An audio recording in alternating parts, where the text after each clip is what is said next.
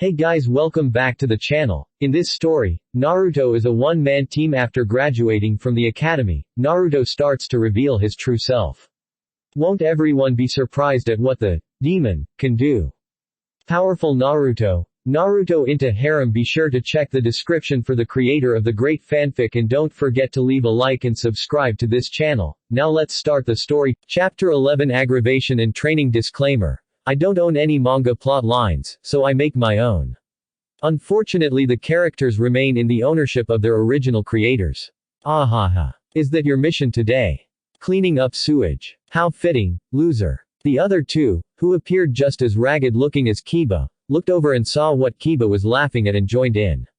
Well, Sakura joined in. Sasuke just smirked. So the Dobi finally found a job worth his stature. I'll make sure the maintenance department sends your jumpsuit over right away. To their annoyance, the blonde just ignored them and started to walk away.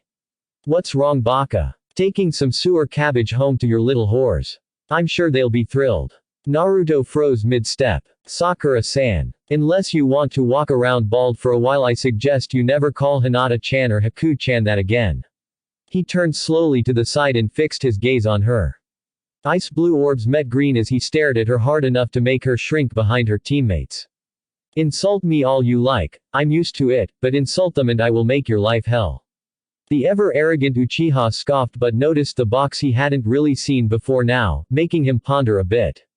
The fact that it was locked intrigued him, as anything locked was usually a secret, and any secret the Dobi had should be revealed to him, especially if it could make him stronger. What's in the box, Dobi? Cleaning supplies. Naruto's voice was quick and even, betraying nothing. You're lying. No one locks up cleaning supplies, now tell me what's in the box. Cleaning supplies. He still didn't waver. Sasuke took a threatening step forward, but stopped and smirked as he saw two of his favorite people coming down the street. Koharu and Homura saw the Uchiha in the street ahead and smiled, then saw who he was talking with and sneered.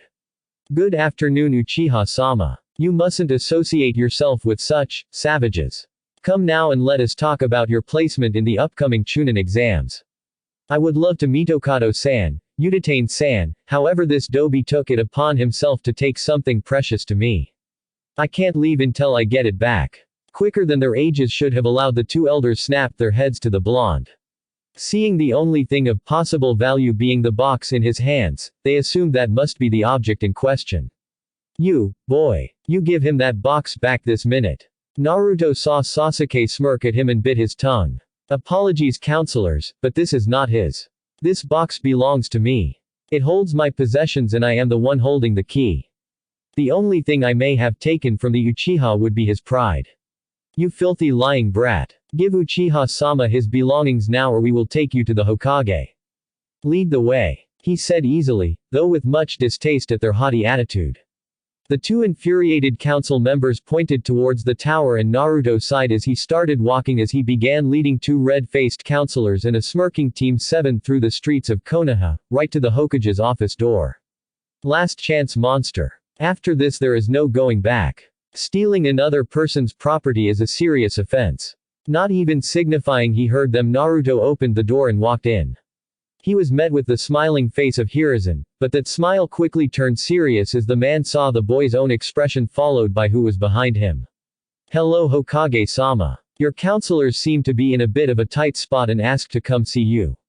I escorted them here along with Team 7 as per their request. Naruto took a seat in one of the nearby chairs, setting the box pointedly on his lap. An action that was not missed by anyone in the room. Sarutobi turned to his two advisors. So, what brings you to my office this time? How he wished he was allowed to use earplugs in his job. Hokage-sama, this boy stole Uchiha-sama's possessions and refuses to return them. As this is a matter between two ninja, we decided it should be handled by yourself as per your recent turnaround on such matters dictates.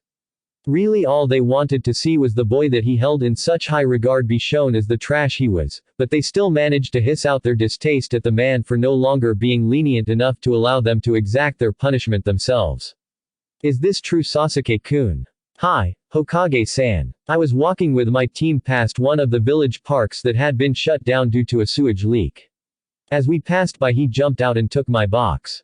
I was lucky to have Mitokado-san and Udatane-san pass by and see my plight. It was almost scary how the words rolled out of his mouth so easily. Hiruzen was immediately skeptical. Sewage spills were normally taken care of quickly and he would have gotten a notice as soon as it happened and another when it was fixed. What puzzled him more was that there were no active sewer lines near any of the village parks. He turned to Naruto in time to see a wink. Is this true, Naruto-kun? Of course not, Hokage-sama. The boy is obviously lying, Hiruzen. I believe I was talking to Naruto-kun Homura, not you. Now I expect silence until he is finished with his side of the story. Continue, Naruto. He glared at his advisors, daring them to speak out again. I was finishing my mission of cleaning up what was left of a sewage leak when I locked up my cleaning supplies and headed out to go home. Team 7 happened to be passing by and decided to make some jokes about my mission, but that stopped when Sasuke-san noticed the box in my arms after Sakura-san pointed it out by saying it was a gift for my roommates. When I told him it was cleaning supplies, he called me a liar and asked me again. I told him the same thing, and that's when the counselors showed up. He told them it was his box, and when I refused to hand it over, well, here we are.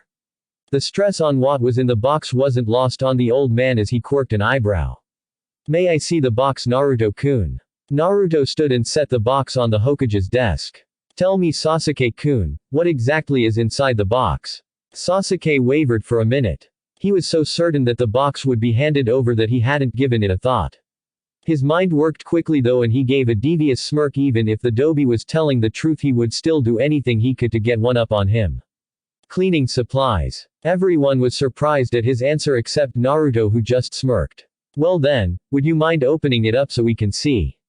I can't, he stole the key too. Naruto fished the key out of his pocket and fearlessly tossed it to Sasuke. Go ahead, Sasuke-chan. Unlock your cleaning supplies. Sasuke confidently walked over to the box. Putting the key in the hole, he gave a twist and heard the satisfying click as the lock was released. Grasping the sides of the lid, he lifted it and was puzzled when the whole box lifted off the desk. Must be stuck. He shook it a few times trying to get it open but failed miserably. What's the matter, Sasuke-chan? Is the box too strong for you? What did you do, Dobi? What do you mean, what did I do? It's your box, remember? Sasuke just gritted his teeth. Maybe if you deactivated the security seal you put on it to keep your cleaning supplies from getting stolen, you would be able to open it easier. Again he winked at the Hokage, who was trying his hardest not to laugh. Sasuke looked all over the box but for the life of him couldn't see a single seal. He slammed the box down on the desk, causing a few pens to clatter to the floor. Open it, Dobi. But it's your box. Shouldn't you open it? Naruto himself was close to cracking up. I said open it. Sasuke pulled out a kunai and got in a fighting stance. Uchiha Sasuke. There will be no fighting in my office. If you don't put that weapon away at once, I will have you thrown in a cell for threatening a fellow Konoha ninja. You're already on very thin ice with me, so don't try my patience. The Hokage scowled at the boy, who returned his glare before replacing the kunai in his pouch. Apologies, Hokage-san. I am later getting home than I intended, so my emotions are agitated. I ask that he remove the seal he obviously placed on my box of cleaning supplies so that we can prove he's a thief and I can get home. Sarutobi just rolled his eyes and looked at Naruto. Naruto-kun, will you please remove the seal? Naruto took a piece of paper out of his pouch and swiped it over the lid of the box. An intricate seal array came into view that spread across the entire box, covering every side and even seeming to go inside the box as well as under the locking mechanism. He turned the hinged side away from the Hokage, so that it would open in such a way that the others couldn't see the contents, and motioned for him to open the box. The room's occupants waited with bated breath as the Hokage lifted the lid and looked at the contents of the box. He quickly snapped the lid shut and glared at the Uchiha, his teammates as well as the two advisors. Uchiha Sasuke, you will leave this room immediately along with your team. Count yourself lucky that I don't have you arrested for attempted theft, but I assure you if this happens again I will not hesitate to do so. They were shocked. But Hokage-sama, what about Uchiha-sama's possessions? I'm sure he will find all his cleaning supplies safe and sound at his house where he no doubt left them. May we ask what is in the box, Hokage-sama? Sakura inquired. Not cleaning supplies. So Naruto Baka lied. He didn't know what was in the box either. He probably stole it from someone else. If there is anything useful in there, it should go to Sasuke-kun. He deserves it more than anyone. Haruno-san. I simply used one of the most valuable tools in a ninja's arsenal. Hokage-sama understood this when I let him know. I knew there weren't cleaning supplies in the box, as I am the one that filled the box. What is inside is for my eyes, and the eyes of those I trust only. That is why it was sealed and locked. Not even looking, he resealed the box and clicked the lock shut. Sasuke smirked as he held up the key to the lock for Naruto to see. Naruto though just held up a half-ram seal and said, "Dizorobu." Immediately the key turned to dust and Naruto pulled another one out of his jacket. To show to the once again furious Uchiha. Before the boy could attack again though, he was reminded of his orders. "Uchiha Sasuke, you were ordered to remove yourself from this room. If you do not do so, I will be forced to assume insubordination." With a snarl, Sasuke glared between the Hokage and Naruto before stalking out of the room. Followed by the rest of Team 7 and the advisors, all of whom sent their own glares at the boy who had once again slipped away unharmed. "Sorry about that, Hokage Gigi. I tried to convince them earlier, but some people are just too set in their ways, especially when it involves me, or the Tem. Look at the bright side though. At least Team 7 is starting to try to work together. I have to say though, their clothes don't look nearly ragged enough to have gone through much punishment, pity." Sarutobi chuckled. No matter how dire the situation, the boy always seemed to find a way to make him smile. "Don't worry, Kakashi is probably just giving them a small break between their chores. I'm sure they will look even worse for the wear later. Go on, Naruto-kun. I'm sure you had a destination for all of this, and I'd hate to keep you from it any longer. Besides, I have to see how the Uchiha's mental examinations are going. From what I saw, we may need to double-check everything. Thanks, Gigi-san. Haku-chan is probably already at the gate wondering where I am. If I don't hurry back, we're going to end up with spoiled food, and I'll never hear the end of that." He bowed and left the office after grabbing his box and headed home. One thing about the Team 7, they were an endless source of aggravation and amusement, that was for certain. His assumption was proven correct as he found Haku waiting outside the gate with a bunch of bags, and surprisingly Hinata was there as well. Unfortunately, it seemed the crowd from the Hokage's office just happened to be traveling this route to get wherever they were headed, advisors included. Both sides seemed to be at a standoff as he walked over to them, coughing loudly when he was right behind them. "May I ask what the occasion is that Team 7 and 2 advisors would see fit to stare down my girlfriends in front of my house? Don't you dare talk to us like that, brat, and how dare you call this your house? This is the house of Yondaime-sama and only Sandaime-sama has the rights to enter here." Well, that was true until recently. You see, he decided to open this place up for purchase and I just so happened to be there when he did. I bought it up immediately and now it's mine. If you don't believe me, we can go see Hokage-sama again, but I don't think you want to be embarrassed in front of him twice in one day. Now, if you don't mind, we would like to get our things inside before the food spoils. He pushed through them rather rudely and made his way to the gate. He unlocked it and let the two girls in ahead of him. He was about to walk through himself when he was sucker punched from behind and ended up crashing into his front yard. He got up slowly as he heard footsteps rushing towards him. He could see Haku and Hinata rushing towards him from the opposite side, but it wasn't them he was looking at. In the reflection of the house's front window, he could see Team 7 rushing through the gate, readying attacks, heading straight at him. Behind them, the two advisors turned their backs on the scene, clearly not caring what happened to the boy. They were too slow though, all of them. In a blur of motion, 3 kunai thrown by Sasuke were cut to the side and in a fluid set of movements 3 genin were sent flying backwards onto the path. He advanced on them slowly as they began to get up while holding their stomachs. "You try to frame me and steal my property, then you attack my back in front of my own home. You trespass without permission and assault me 3-on-1. You are not ninja, you are no better than brawlers. Get up." They had made it to their hands and knees, but were helped up as Naruto kicked each of them in the chest from the side, then clipped their legs with his heel, forcing them upright. They landed unsteadily on their feet, dazed but now standing. "Run." It wasn't a suggestion, it was a command. One the two of them were smart enough to follow under his icy glare. Sakura and Kiba half ran half limped out into the street before collapsing again, causing Kaharu and Homura to turn at the clamor. What they saw both frightened and infuriated them. Two members of Team 7 lay on their sides holding their stomachs while the Uchiha stood unsteadily glaring at the bane of Konoha. They attempted to enter the gate but were forced back by the sheer amount of killing intent along with a thin sheet of ice forming a barrier. Your teammates made the right choice, Tem. Too bad for you. My teammates are weak and pathetic. No, your teammates are smart. Allow me to show you the door. In another blur of motion, Sasuke was sent flying backwards right through the ice and between the two stunned advisors before stopping when he hit the building on the opposite side of the street. Naruto stayed in the same position as when his attack connected as he let out a slow breath. Feet spread one behind the other, bent at the waist, arms even and fists out in front of him. It had been an extremely powerful two-handed frontal attack that none of them had seen happen. Calmly he walked to the gate, closing and locking it. Not once taking his eyes off the two stunned elders until he was finished. Then, without a word, he turned and went inside the house. Snapping out of their dazes first, Haku and Hinata exchanged a look before gathering the bags they dropped and rushing inside, slamming the door behind them. An action that brought Homura and Kaharu out of their dazes. They exchanged glances before their faces turned from shock to angry, and they helped a semi-conscious Sasuke up before walking him to the hospital on their way to the Hokage Tower for the second time that day. Sakura and Kiba were forced to make it to the hospital on their own, for once accepting each other's help as they used each other for support. Luckily for him, Akamaru had been at Kiba's side when Naruto retaliated and had not been given an attack command by his partner yet, so he was uninjured, but he still whined at Kiba's now rather obvious stupidity.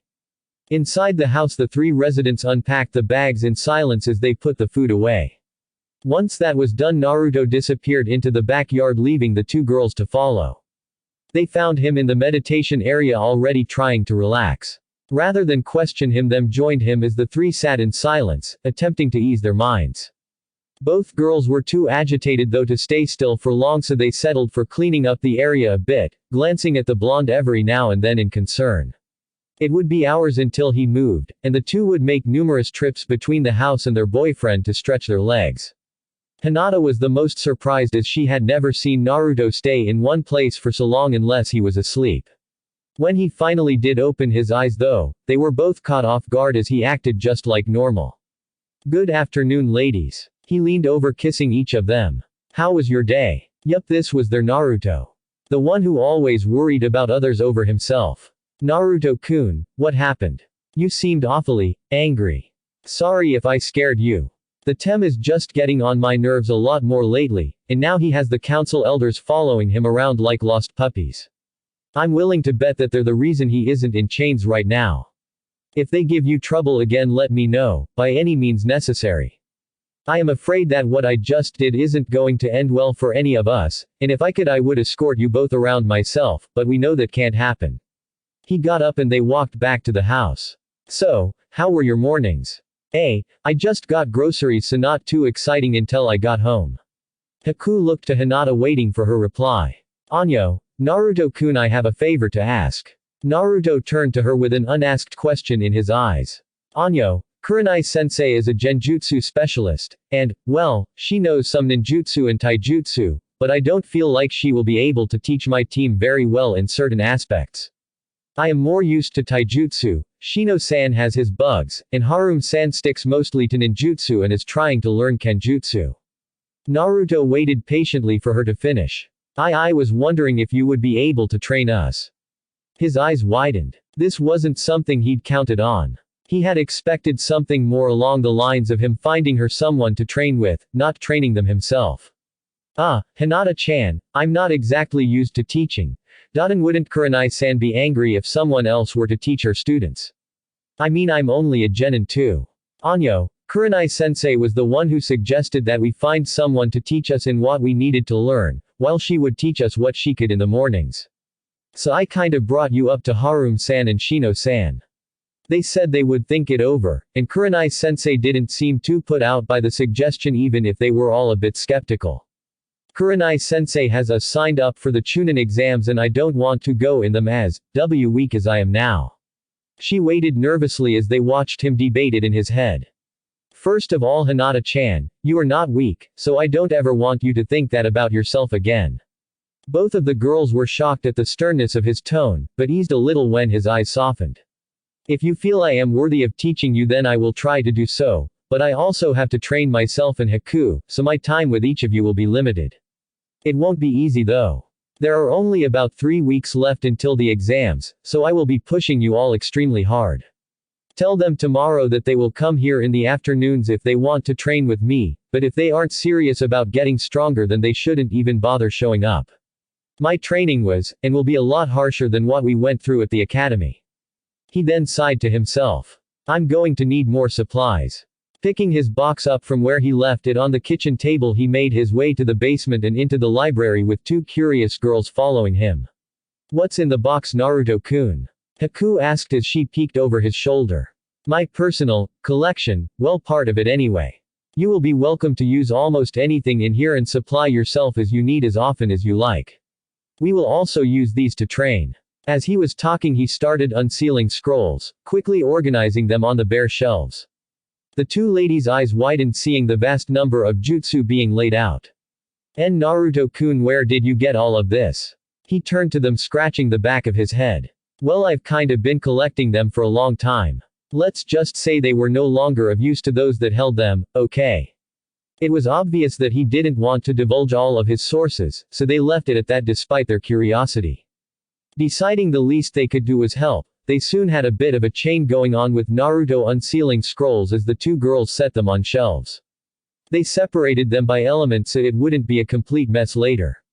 Luckily for them, Naruto's parents must have had the same thought, as most of the racks were already labeled.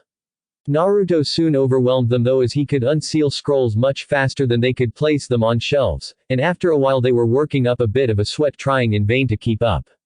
Naruto set down the current, now empty, scroll that he had been working on.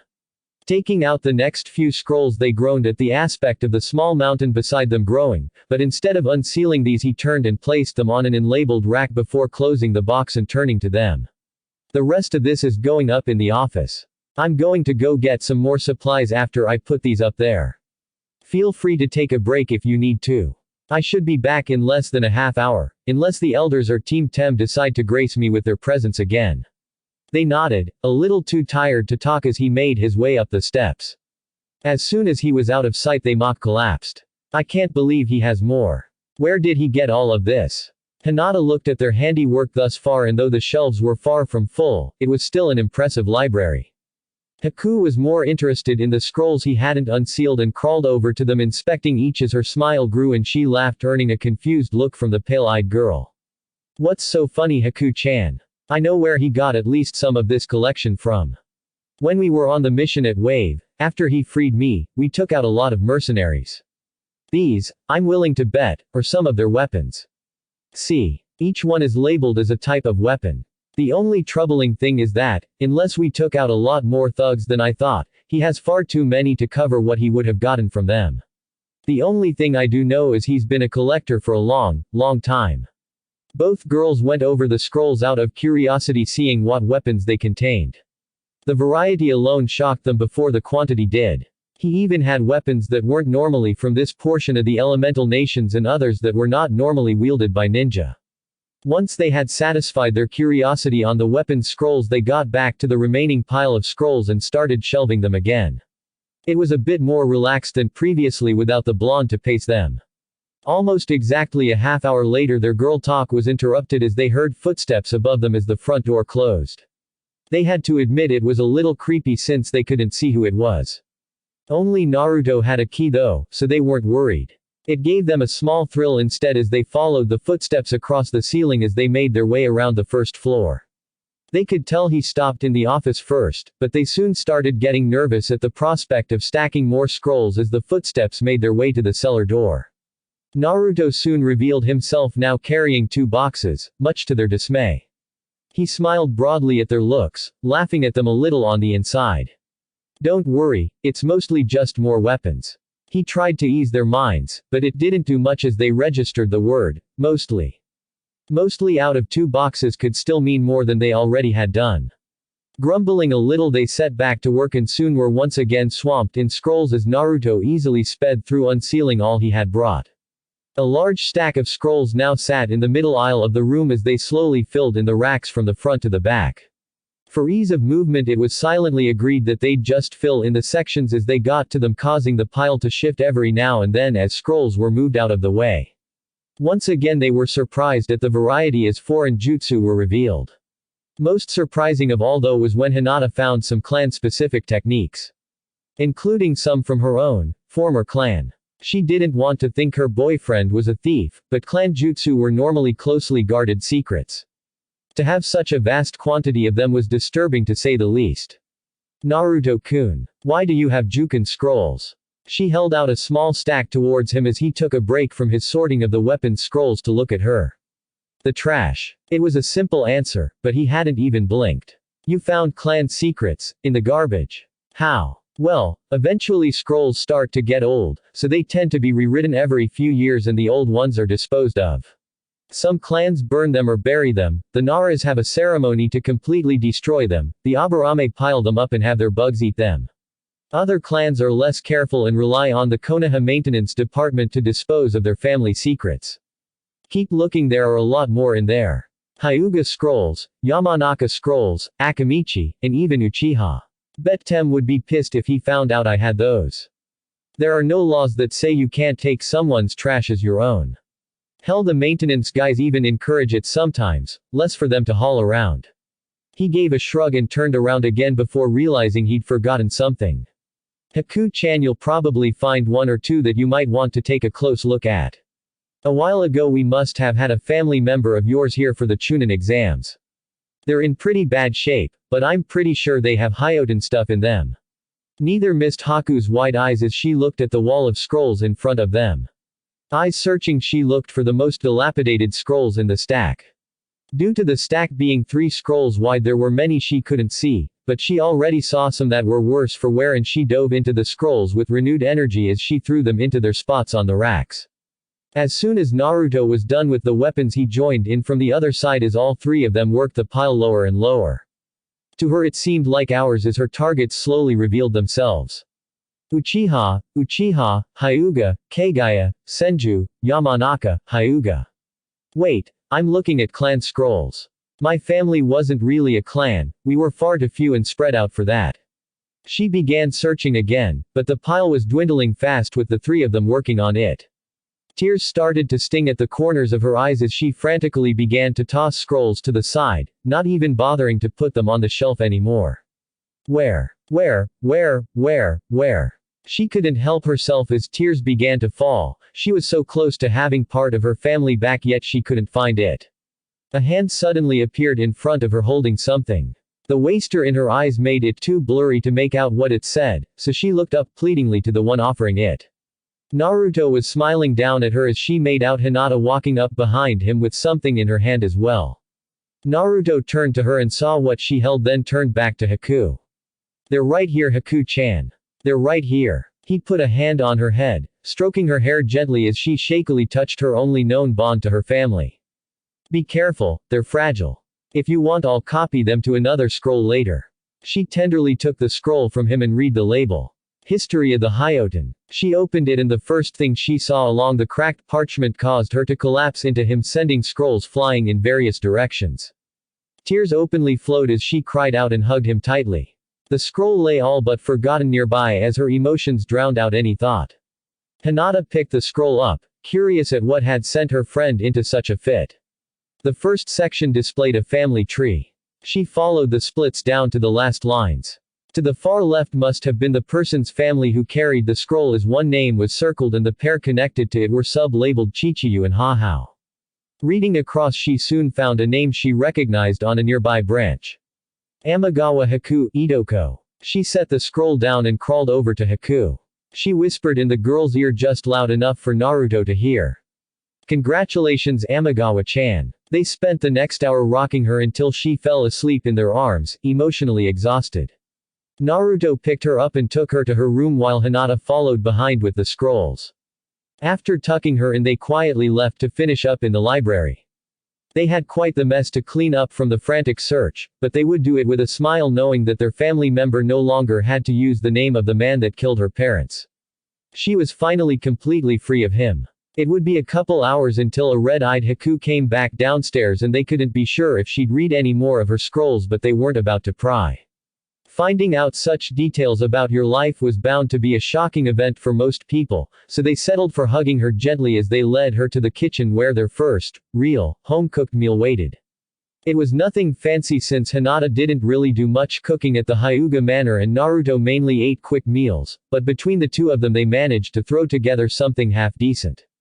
From the look on Haku's face, she'd tasted better. No doubt being with a missing nin on the run made one adapt to relying on one's own abilities more. She didn't complain though. They were finally eating together in their house. No glares to be sent their way. No loud-mouthed, close-minded people to yell at them. Just the peaceful company of each other. After dinner Naruto disappeared into the office, which was pretty much silently agreed upon as being his by now, since it was his house no matter how much he said it was theirs too. They had enough room in their bedrooms anyway, so it didn't bother them. They wouldn't have been able to find a reason for another room anyway, but Naruto on the other hand had no troubles whatsoever. One thing he liked about the office was that there was plenty of workspace. Minato had been known to be a seal master and as such there were seal making supplies everywhere. High quality brushes, a decent stock of parchment. The only thing that didn't seem to resist the calling of time was the ink, which had separated too much to be of much use. He had his own ink anyhow, so that was alright, but having so much workspace, now that was something he could use. There was a large desk in the center of the room with a long counter behind it that wound around both walls. The only wall not sporting a surface was the one with the doorway. Under all of the counters were cabinets, along with a couple on the walls. Where there was empty space, Sumi-e paintings filled in the gaps, making Naruto think a bit. I wonder if I could use my sealing techniques to make paintings. I'm already halfway there in some cases. He decided he would have to try his hand at painting if he ever got some free time, for now though he had work to do. If all of Team 8 was going to come to him for training, he would need to figure out just how to help them. Over the next few hours Hinata and Haku would stop in at various times to give their input on what he could do or bring him a snack or something to drink. They were always thanked and smiled at, sometimes kissed, before he would get back to work. The only time they stayed for more than a few minutes was towards the end of the night when he started to work on seals. Like the council before them, they were mesmerized at his work. They kept going from dazed stares to amazement at the intricacy and care he gave to each one. The most surprising part, aside from making one seal into many, was that he never stopped. Each seal seemed to be created in one long fluid motion, then a sudden stop before he would finalize it or sealed something into it before continuing his brush strokes. Whenever they would ask him what a seal was for, he would simply tell them they would find out soon enough and continue on with his next seal, never breaking his pace. When he had finally set aside his last finished sheet for the time being and stretched, they were astonished by just how long they had been watching him. Naruto-kun, that was beautiful. Hey, thank you Hinata-chan, but it's late now and I think we could all use some sleep. We have a long day tomorrow, especially you two, and we'll need all the energy we can get. I have a feeling after the day ends tomorrow you're going to hate me a little bit. We could never hate you Naruto-kun. Save that thought for after tomorrow is over. They got a little nervous at the comment, but shrugged it off. They loved him, so it didn't matter what kind of training they were going to go through. They would support it. With a kiss goodnight they left the office and went to their separate rooms. Naruto fell asleep easily while the other two would be up thinking about what kind of schedule he could have set up for them. Sure, he thanked them for their suggestions, but not once did he say that he was definitely going to use them, nor did he give away any of his own ideas. Eventually though their exhaustion, both mentally and physically, won out and they passed into dreams of growing stronger than they ever previously imagined. The next morning Naruto gave the first half of the day to Haku for her to go through her family scrolls, which she was more than happy to do. Meanwhile Naruto was back in his office finalizing the training schedules for the small group he would be training. It was taking longer than he had hoped, but he had to make sure that he found something they wanted to learn and made sure he pounded it into them. It would be great if they all wanted to learn the same thing, but chances of that were slim, probably closer to none. Hinata had already told him of two completely different people. Herself and Harem. Hinata would be mainly after taijutsu while her teammate was looking ninjutsu and possibly kenjutsu training, but then he also wanted to introduce them to other aspects to see if they were interested in some other fields as well. Hinata and Shino were so used to their clan jutsu that they may not have been exposed to much of anything else, and therefore may not know if they would like something else if they had tried it. A few things they would be working on though would be strength, speed and trapping, as those were things that would need to be covered no matter what they wanted to train in. As he was working he could see Haku out in the yard practicing something, but apparently not having much luck with whatever it was. He could tell she was frustrated, but she wasn't giving up, and that was something to admire. There were too many ninja who would find something difficult and just move on to the next thing. Sure, they still ended up with a decent amount of skills, but if they had taken the time to learn that one difficult jutsu, or that one tough taijutsu move, it could have made the rest of their training that much easier. Eventually it would pay off, and the training methods they learned to use to learn the difficult skills would be used towards learning even more challenging skills that would make them even stronger. Getting enough of a training schedule to last a good while, possibly even longer than the exams depending on how fast they learned and how motivated they were, he decided a break was in order. Looking back out to Haku, he saw her still struggling on the same seals she had been previously. He felt bad leaving her learning on her own, but she used a bloodline he didn't have. Logically only another Hyoten user could help her, but what could it hurt to try? Grabbing some drinks he made his way over to her and noticed the sweat on her brow as small veins bulged at her temples and a grimace creased her face. He may not be able to help her with her jutsu, but he could at least distract her enough to calm her down. Hey Haku-chan, how about a break? Can't. Too close. Her eyes were half-lidded, but he could see the determination in them. Right, come on, let's go. Despite her protests, Naruto handed the drinks to a clone as he picked her up and dragged her over to the meditation area. He sat her down and handed her the glass of water, but she set it aside and stood back up. Need to keep going. Naruto just shook his head at her. As she tried to stagger out of the area, he grabbed her from behind and sat down with her in his lap. What you need to do, is take a break. If you keep going like you are, you'll end up in the hospital from chakra exhaustion. He picked up her glass and put it back into her hand forcefully. Drink. I'm not thirsty. It wasn't a suggestion. He held her gaze when she glared back at him, letting her know that he was dead serious. After a minute she gave up and slumped into him, pouting as she drank the cool liquid. If you get tired or frustrated, you need to take a break.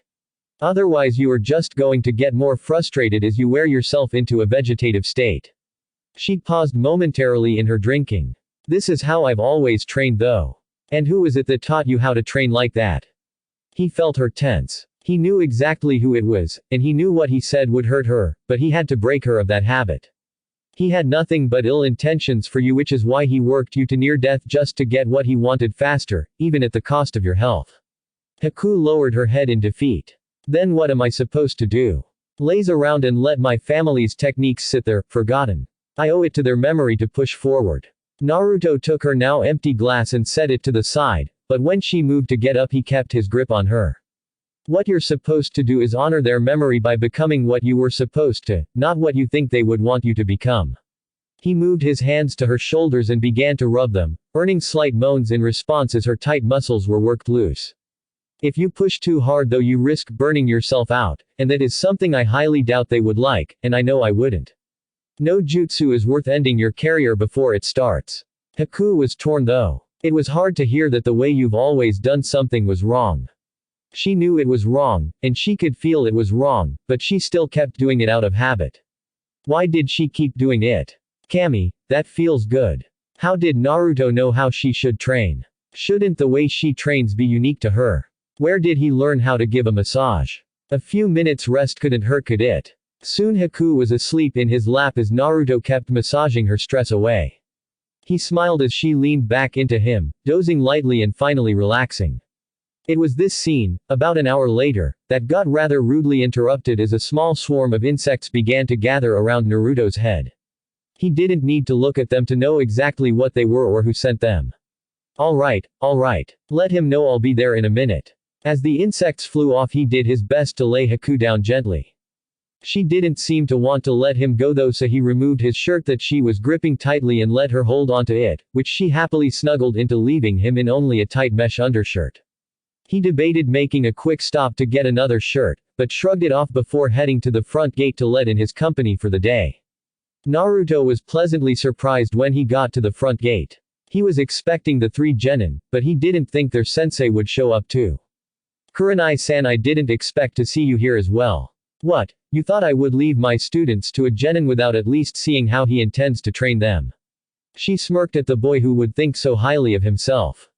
Sure, she heard how good he had handled himself, as Kakashi raved about him often enough when the Jonin sensei would hang out, but he was still just a genin. "I have to make sure my students get adequate training if they are going to make it through the exams. So if you don't train them properly, then I will make sure they find someone who will." Naruto cocked an eyebrow at her. "So she thinks me incapable of making them stronger. Does she think I'm weak myself?" He ushered them inside the gate before closing and locking it behind them, noting the shadows they seemed to have gained on the way there. He brushed it off though. Even if someone was following them, there was little they could do from outside. The walls of his estate were tall and he had already set up many traps, so he kept his mind on his current entertainment. The 3 who had never really been inside the property were looking around appreciatively as they made their way around the house to the backyard. "Kurenai-san, if you don't mind me asking, what makes you think me incapable of training your students?" "Well, the fact that you were not long ago an academy student yourself may play a small part in it. I have heard of some of your exploits, and no offense, but you can't believe everything you hear. You are the Genjutsu mistress of Konoha, also known as the Ice Queen of Konoha. You are the Jonin instructor of Team 8, best friend is Anko Mitarashi, you often accompany her to the dango shop for a quick snack. You are very strong in Genjutsu as it is your main passion, but because of spending so much time on it you are subpar in Taijutsu and Ninjutsu for your rank. You use a kunai to kill a target if they aren't completely overcome by a Genjutsu itself, but other than that you have no remarkable Kenjutsu skills. Please, stop me if my information is incorrect at any point." Kurenai was almost speechless. Here was a boy the same age as her team, yet he pinned her so easily. She scowled at him. "And just where did you get so much information about me? Some of those details are not supposed to be public knowledge. I keep my ears open. You seem to have an awful lot of Chunin and Jonin admirers. They should learn to keep their mouths shut, but then that's what you get for showcasing your skills, I suppose." As her team winced, Kurenai was starting to get pissed. "Oh, so now you're the expert. I think you need to be knocked down a few pegs." She got into her taijutsu stance, which sadly was still academy style, though she modified it slightly to suit her agility and made it more fluid. "Tell me what good information is when you're outclassed. I will make a deal with you, Kurenai-san. If you can beat me, I'll let you have your say in who trains your team." "Deal. You don't want to know what happens if I beat you. I'm a Jonin for a reason. I don't think I have to worry about your petty fantasies. So be it." He shuffled his feet a bit, getting ready for her. Just like everyone else. Underestimate the genin. She did a few hand signs and hit him with one of her mid-level genjutsu, Megan, Kokoni Arazu no Jutsu. He stood there completely still. The only sign that anything had happened was a quick jerk when the jutsu hit him. Kurenai smiled and sauntered over. "Kurenai-sensei, what did you do to Naruto-kun?" Hinata was worried about her boyfriend. "Don't worry, he just thinks we're still staring each other down." She bent down, putting her face inches from his and whispered to him. "Isn't that right, Naruto-kun? You don't even know what I'm saying to you right now. You're probably too busy looking at me, and having impure thoughts, aren't you, you little pervert?" She smirked at her little victory as her neck started to itch. Bringing her hand up to scratch the annoying feeling, she froze as she felt the unmistakable chill of metal at her fingertips. Naruto blinked and smiled at her. "That was a nice attempt, Kurenai-san. Now about our little bet." He didn't get to finish as Kurenai snarled and jumped back. Rushing through hand signs, she called out her next attack. "Megan, Narukumi no Jutsu." Her team watched in horror as Naruto began to scream and shake. They looked to their teacher, who seemed to have a sadistic grin that they had never seen before. "You see, brat. If I don't hold back, then you get burned way too easily." She listened to the boy's screams as if they were music in her ears. The pitch change, the small gurgles, the pants for breath before laughter. "Wow, that one was pretty good, Kurenai-san, But it's too bad you didn't finish it when you had the chance. Now it's too late. They saw a small glow around his wrists and feet before he suddenly vanished. Once again Kurenai felt that familiar itching, but this time she didn't have to move her hands to know what it was. One kunai was at her neck just inside the collarbone, the other was at her sternum. You see, if you give the enemy even 1 second to think, you will be giving them 1 second to come up with a plan. Sometimes 1 second is more than someone needs. Once again she got away. This time by ducking and rolling to the side. As she came up her grin was gone, and in its place was a snarl that had seldom been seen on the usually calm woman. You should listen to your own advice. Megan. Jubaku Satsu. Kurenai's snarl turned into a look of shock as she once again had a kunai against her. How? Congratulations Kurenai-san, you made me take it up a notch. He pointed to where he had been for Kurenai to see the Naruto caught in her illusion go up in a puff of smoke. Now, would you like to continue? Kurenai hung her head. She knew she couldn't do more. She had already used far too much chakra as it was, and she had no idea just what all he was capable of. Thinking back, she realized he had only really used one technique on her. The rest was nothing but speed and breaking out of her genjutsu. I yield. She felt like crawling into a ball right there. She was forced, in front of her team, to admit defeat, to a genin. Do what you want to me. This not only surprised her team, but also Naruto. What are you talking about? He narrowed his eyes at the woman. You won the bet, so you get your way right. As appealing as your assets are, I am not the kind of male who would go after a woman just to have her. Not to mention I'm still rather young to even think about doing such things. Kurenai fixed him with a glare. And yet you collect them like trophies. I'm not blind, you know. I've seen you around with Hinata and that other girl, Haku. Parading them around like ribbons on display. How she hated men like him. That was her whole reason for becoming a genjutsu mistress. She wasn't physically strong, and she really didn't have much talent in anything but genjutsu, so she poured her all into it. She was even so confident in her skills that she made a bet with the other jonin that if they could beat her in a distance match that she would be willing to let them have her. The only ones foolish enough to go after her soon fell unconscious at her feet after screaming all of the air out of their lungs. One reason why she was the genjutsu mistress was because her genjutsu were unusually strong. She could make even a basic D-rank genjutsu into a very strong attack that would fell most opponents. Naruto let go of her, causing her to stumble forward a bit. If that is what you think of me, then you know me even less than I thought you did. I do not choose who wants to be around me. They chose it themselves. If they wanted to leave, then they are free to do so. I would be sad, but I would let them go and hope they can find something or someone to make them happy. Kurenai looked to Hinata, who nodded in confirmation. You still allow it? What kind of man other than a pervert would want to have multiple women? Naruto smirked a bit. I'll be honest. What man wouldn't? I'll bet even Shino would want more than one woman if he could. To their surprise, Shino gained a bit of a blush at the comment. But that doesn't mean I want them for anything other than their company. I won't force them to do anything, I won't even ask them to do anything, nor do I want to do anything. As I said before, we are far too young for that, but when we get older, if they still feel the same way, then who am I to deny them? I just want to see my precious people happy no matter what. Fine. Then if it's not me you want, what do you want? Now it was Naruto's turn to give an evil smirk. One that sent shivers down even Shino's spine. Simple. You're going to join us in training. It was late afternoon before they had finished for the day, and everyone was practically dragging themselves through the yard, well, everyone but Naruto. Even Kurenai was a heap as she felt her muscles protest with every movement. They all made a mental recollection of what had been the most hellish training day they'd ever had. First, Naruto had made them line up and reveal their ankles, wrists, stomachs and lower backs. This caused blushes on the female side as they exposed their skin, but it got a bit complicated when it came to Kurenai.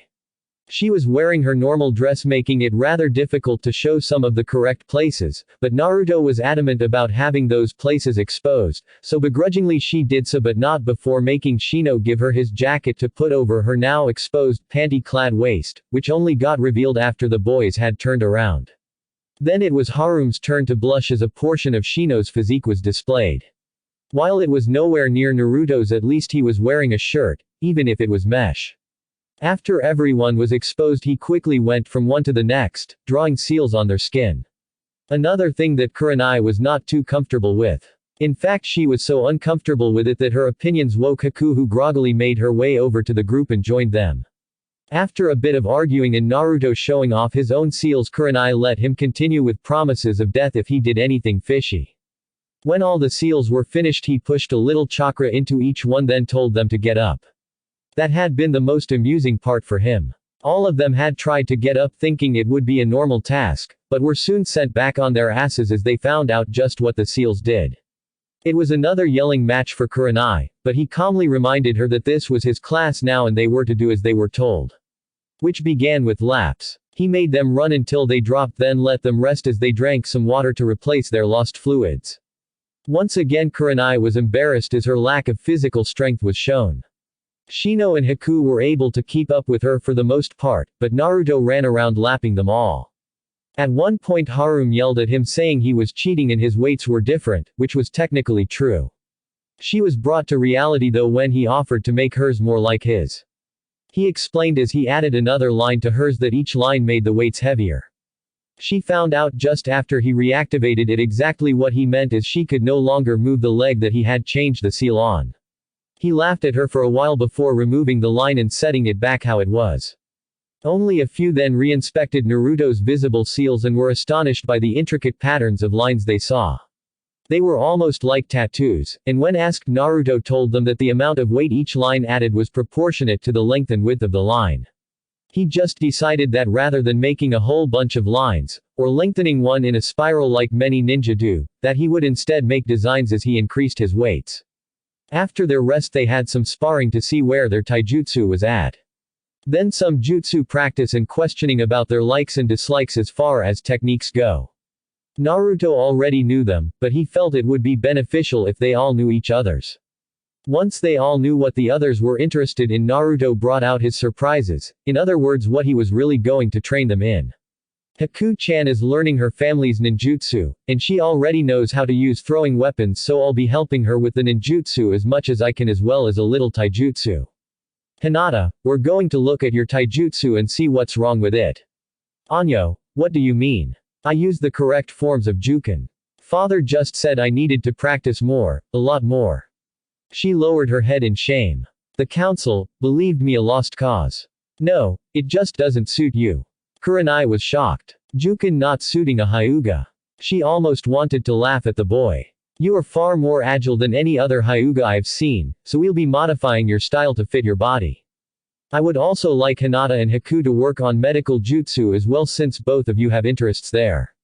I'm not very good in that field, but I'll help where I can. Shino, you rely too much on your bugs, but I have a fix for that.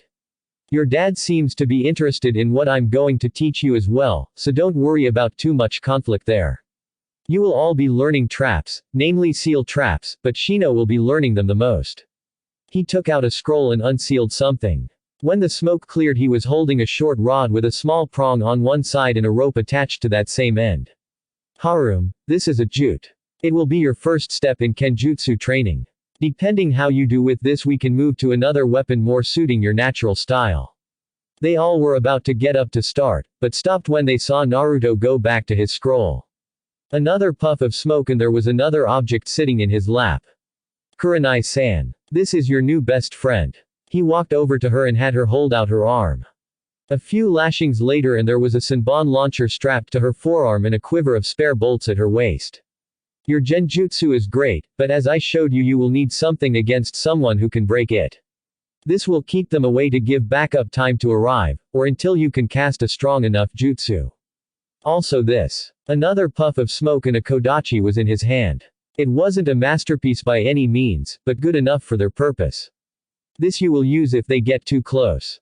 It's small enough to maneuver if you're caught in a tight spot, but long enough to keep people away. Now he stood and they followed. Naruto-san, these weapons are a bit too expensive, don't you think? I mean, we appreciate it, but I know weapons aren't the cheapest of things to acquire. Harem was obviously torn between admitting this and just keeping the gift. Harem-chan. Your jute came from a crooked police officer from Wave Country. He joined Gato's men to attack Wave and he lost this along with his life, so believe me, it won't be missed. Kurenai-san, your Senbon launcher is also from wave from a random mercenary under the same circumstances. Your Kodachi on the other hand, I can't tell you where it is from. Yet, but I can say that its previous owner won't miss it either. This was one of the weapons he'd gotten from a Chunin hopeful out of the Forest of Death, but they didn't need to know that right now. He would let them know later though. They would have to realize that it wouldn't be a picnic. See. Haru muttered, realizing now why the rope on her jute looked reddish in places. After all, blood doesn't wash out easily. Now I won't train you anymore today. I want you to familiarize yourselves with what you already know and get used to doing those actions with the weights on. Tomorrow we'll begin the true hell, and I promise you that, by the time the Chunin exams start, you will hate me. You are welcome to use this area so you don't have to worry about people watching us train, and anything you do learn from me will only be practiced here. That way other teams won't know what to expect, as I'm sure there are already some that are trying to gather information on who they can. No contact though. Kurenai-san, I would like to speak to you before you go. Getting a nod from all of them, he walked towards the house along with Kurenai and into his office. Kurenai spoke up as Naruto took a seat behind his desk. So you found something important, I assume. You were followed on your way here. I didn't see who, but you should keep an eye out when you're training from now on. If you want, you can do your training here, so you won't need to worry about spies. This of course will only be allowed when I am present here as well, due to there being secrets here I do not wish to reveal. If I were to guess, I would say that I'm being watched as well by the council, but they probably already know that you're here, so it's too late to worry about that. A bit of advice though, the civilian council has no real hold on what we ninja do, so if they start asking questions, you don't have to answer. Also, they may have some unsanctioned ninja confront you as well. If one comes to you asking questions and claiming to be from the Ninja Council, you have the right to question it in front of the Hokage himself.